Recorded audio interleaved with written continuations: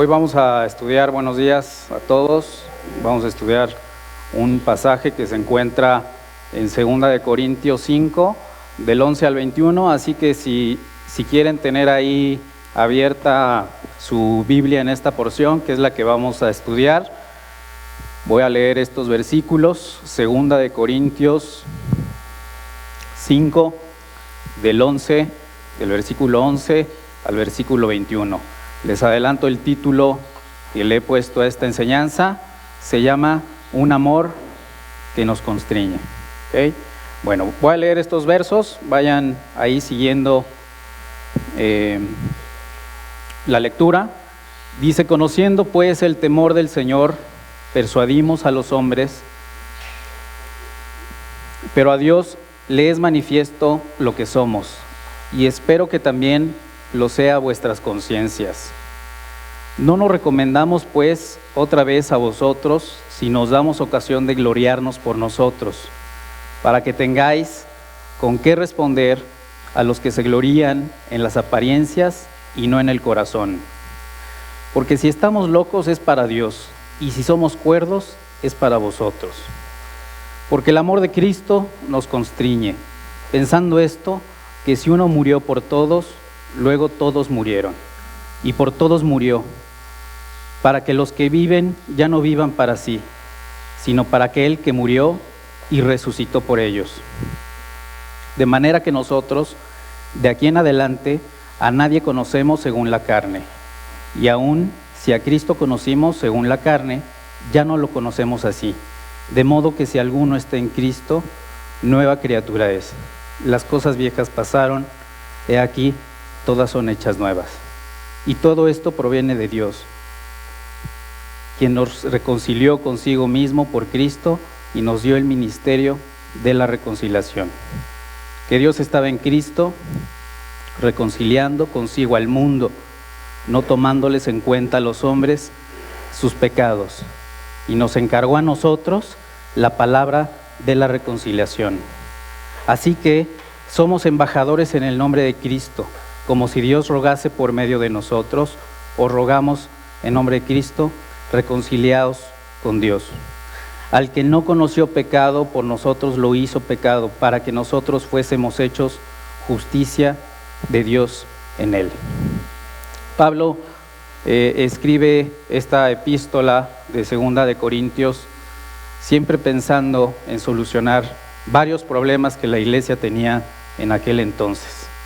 Y uno de los problemas que vemos aquí en el versículo 11 es que la iglesia no le temía a Dios, no había obediencia a Dios. Y para conocer el temor de Dios, para conocer qué significa temerle, primero hay que conocer y entender y aceptar el regalo de la salvación. Entender que estábamos perdidos, entender el día en el cual Dios nos rescató, Dios nos dio una nueva esperanza, Dios nos hizo ver ese día que aceptamos a Cristo, que no teníamos absolutamente nada que perder, y a través de un mensajero, seguramente a través de alguien que te compartió la palabra de Dios, seguramente lo tienes ahí muy presente, el día que decidiste a través del poderoso medio de gracia que fue la oración, aceptar que eras un pecador. Aceptaste y decidiste que tu vida te estaba llevando por un mal camino, que ibas directamente a la muerte. Decidiste aceptar a Cristo, su ayuda, fuiste restaurado, fuiste perdonado, fuiste redimido, y decidiste hacer esa oración en la cual Dios te perdonó todos y cada uno de tus pecados. En ese momento seguramente no sabías cuántos habían sido, sabías que eran muchos y sabías que necesitaba ser limpiado para poderte reconciliar con Dios, porque Dios, siendo un Dios santo, no puede convivir con el pecado. Sabías que tenías que ser reconciliado con tu Creador, con el Dios Todopoderoso. Por eso viste esa necesidad de aceptar lo que Cristo hizo en la cruz, de reconocerte pecador y de tener una esperanza de vida eterna, porque sabías que la vida que estabas llevando, no sé a qué edad tú decidiste aceptar a Cristo en tu corazón, pero esos años que seguramente viviste por ti, por tu carne, no te estaban llevando a ningún lado. Esa vanidad, esa vida vana, esa vida hueca, te estaban poniendo cada vez más triste, cada día más desesperado, cada día más perdido. Por eso, en ese momento oraste y en ese momento se rompe el velo de ese lugar santo para que tú, siendo pecador, pudieras entrar a Él, pudieras convivir con Él, pudieras hablar con Él abiertamente, pudieras escucharle, pudieras comunicarte con Él las 24 horas, los 7 días de la semana. Qué regalo más hermoso ese día que decidiste que tu vida sea manifestada y manifiesta a Dios. Hoy, de igual forma, nuestra vida está siendo manifestada a los hombres, a personas que hoy nos rodean, que están cerca de nosotros, sean incrédulos o sean creyentes. Y si somos conscientes de que ese día se rompe el velo y tenemos esa relación o esa comunión con Dios las 24 horas, los 7 días de la semana, considérale, témele. Y ese es el temor de Dios, que tú sepas que Él está ahí todo el tiempo, que Él está considerándote. ¿Por qué? Porque si hoy tú le buscas, Él te responde. Si hoy tú le buscas a través de la palabra, si hoy tú le buscas a través de la oración, sea la hora que sea, Él te responde. Él te considera todo el tiempo. Y el temor de Dios es esto, considerarle tú todo el tiempo. Si no le estamos considerando nosotros, si no lo estamos haciendo caso, si no estamos teniendo una comunión, si no estamos conviviendo con Él, entonces no le estamos temiendo, no le estamos considerando. Y ese era un problema muy grave en la iglesia de Corintio, que las personas se salvaban, aceptaban ese regalo de salvación, pero no decidían santificarse, no decidían obedecerle. Y eso era lo que Pablo les estaba tratando de decir en esta parte de la Biblia.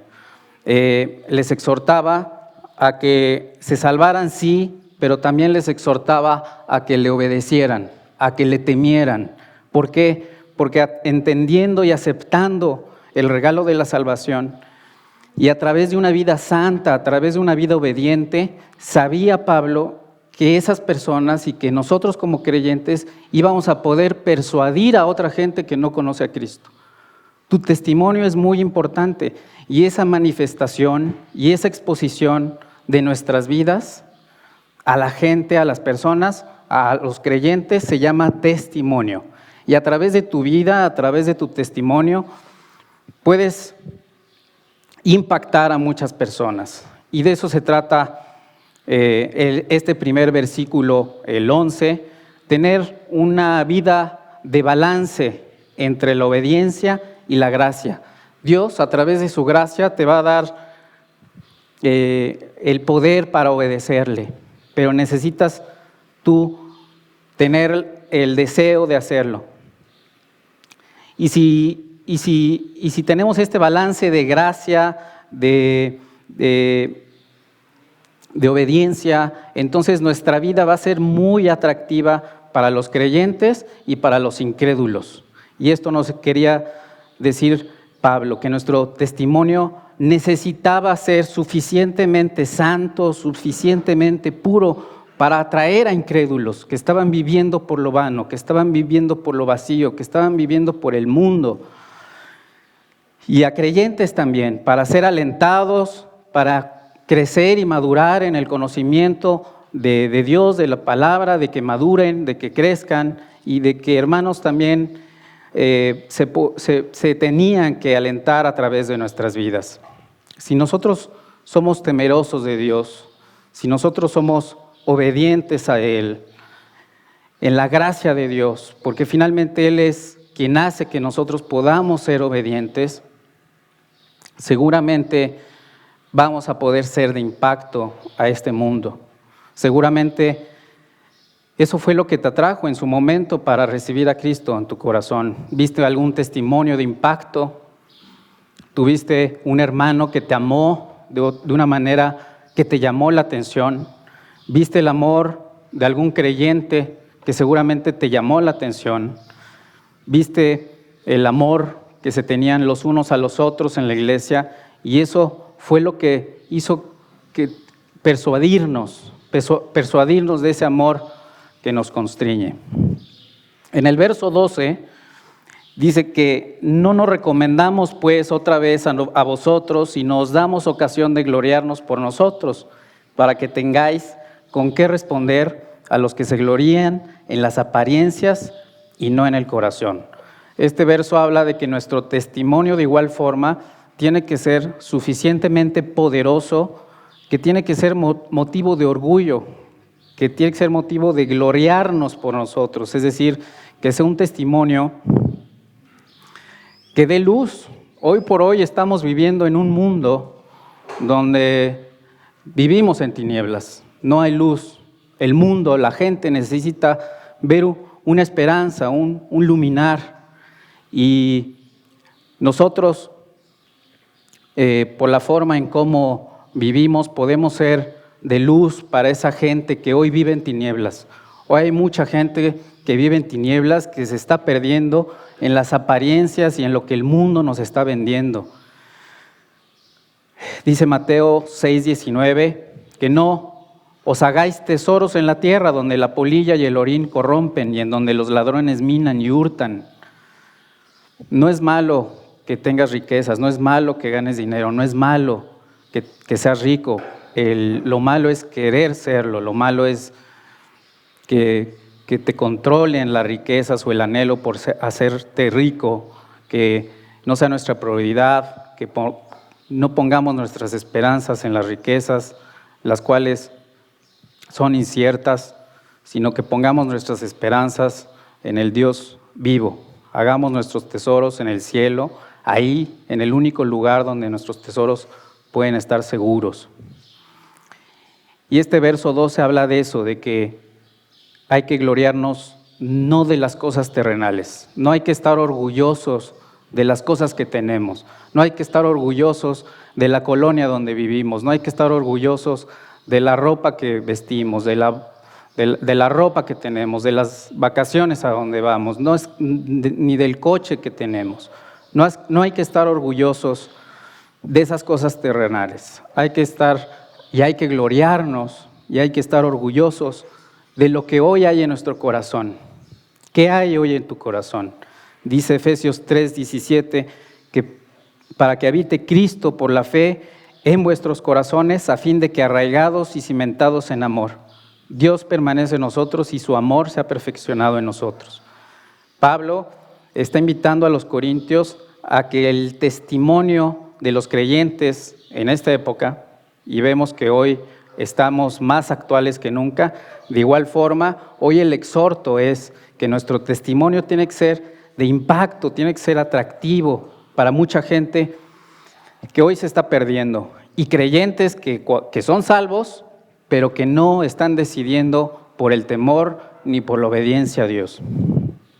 Estos dos versos, nos sirven como introducción para entrar al tema principal, que los vamos a encontrar en los versículos 14 y 15.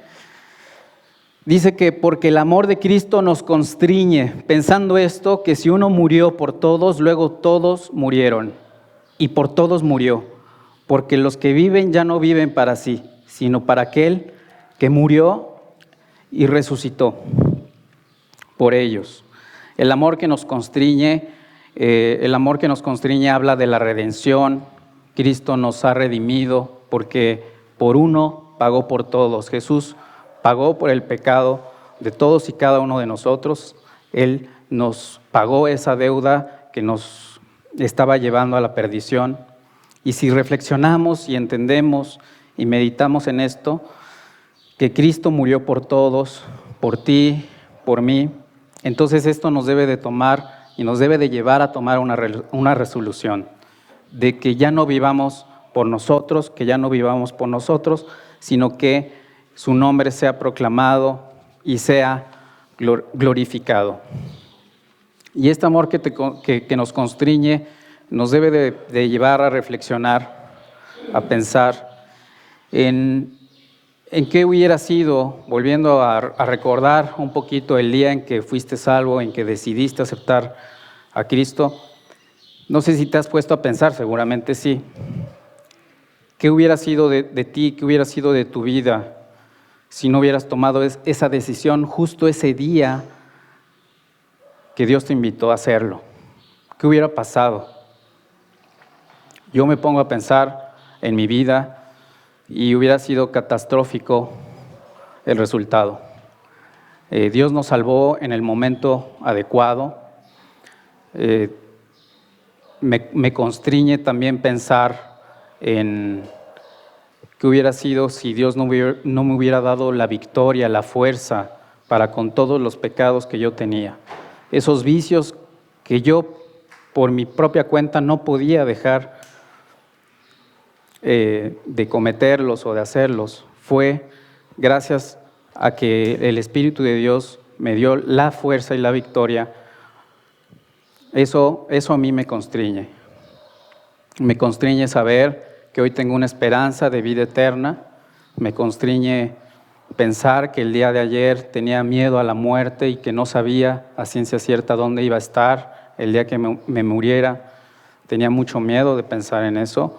Y hoy ese amor que me constriñe me da esperanza de que voy a tener una eternidad garantizada y asegurada.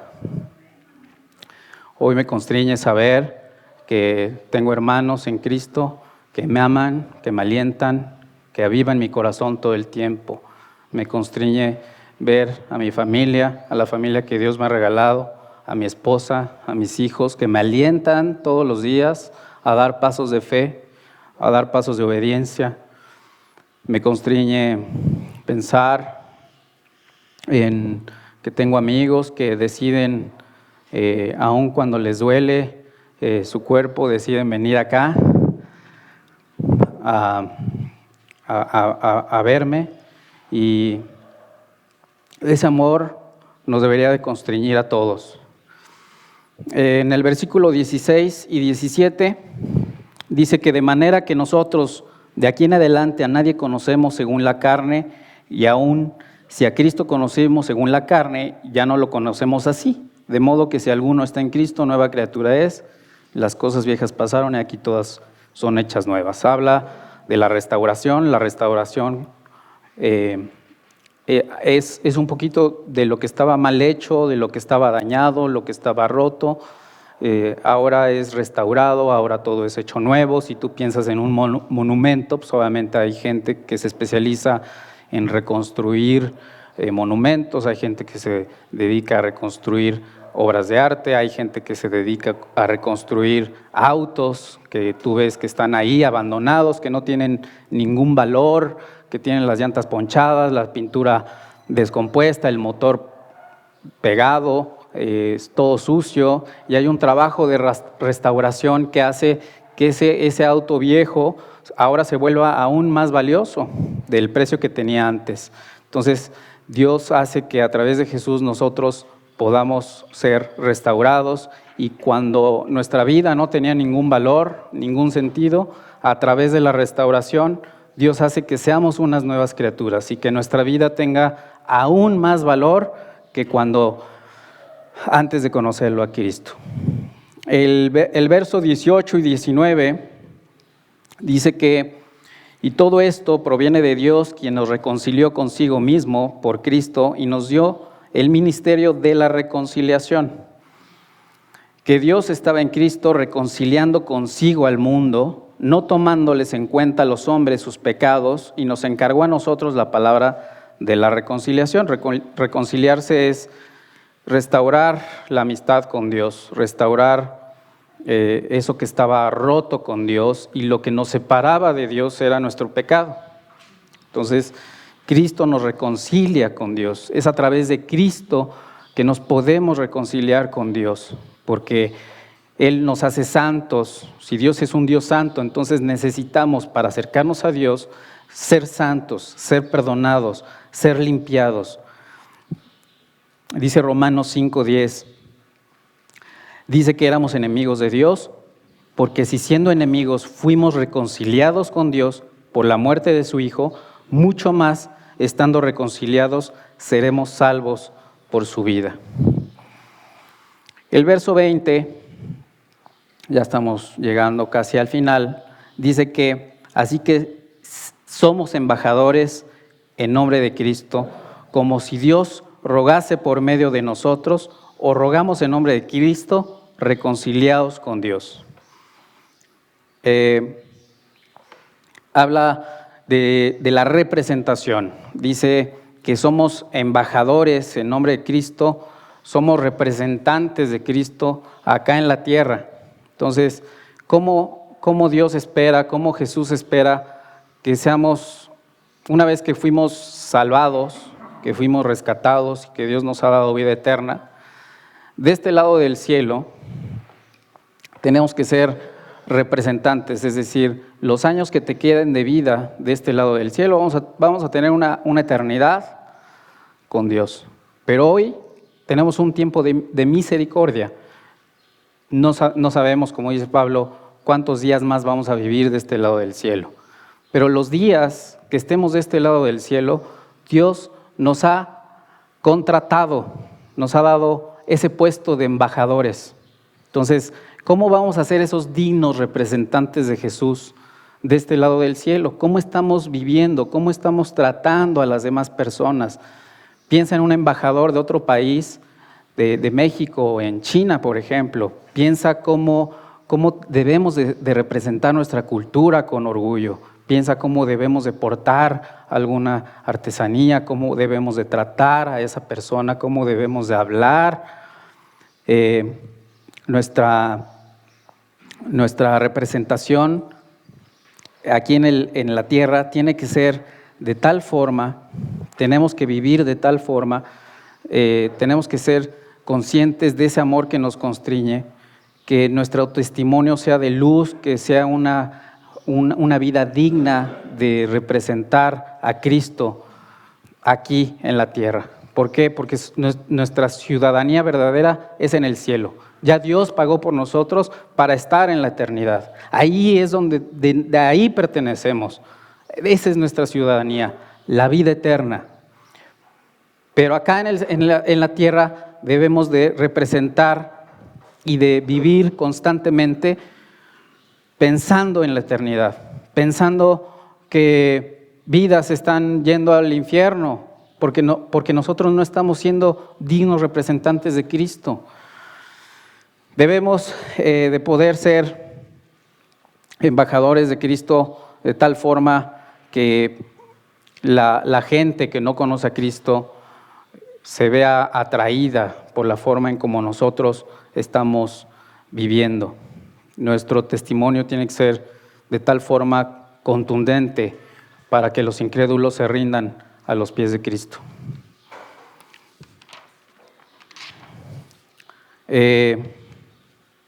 Pablo hacía una pregunta de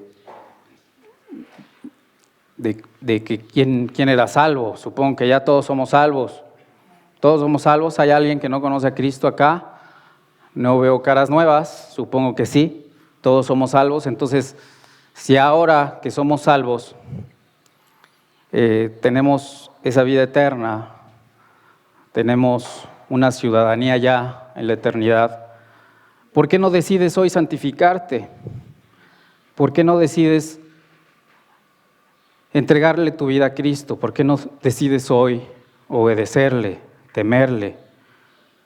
Créeme que resulta muy atractivo una vida para un incrédulo que no conoce a Cristo, que diga, yo quiero esa vida, yo quiero y necesito de esa paz que Él tiene, de ese gozo que Él tiene, de esa esperanza que Él tiene. Yo necesito y quiero de esa vida, y que los creyentes de igual forma digan, yo necesito de esa profundidad, yo necesito de ese amor, que Él tiene por el Señor, por Cristo. Tenemos que ser conscientes de que nuestra vida está siendo manifestada a Dios, a nuestro Creador. Nuestra vida manifiesta o luz o tinieblas. El mundo está lleno de tinieblas. El mundo ya no necesita más tinieblas. El mundo necesita ver luz. Tu vida, tu testimonio puede hacer que muchas personas se despojen de lo vano para vivir por lo eterno. No sé si te has puesto a pensar que si el día de hoy Jesús te llamara a rendir cuentas, ¿qué diría de tu vida? ¿Qué diría de tu testimonio? ¿Qué diría?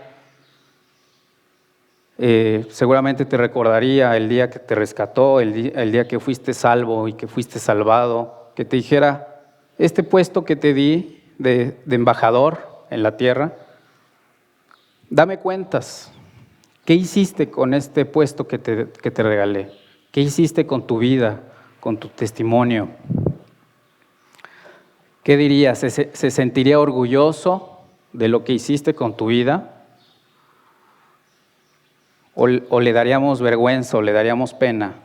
¿Tú qué piensas si hoy te llamara a rendir cuentas de cómo le representaste acá en la tierra? ¿Fuiste digno representante de Cristo en la tierra?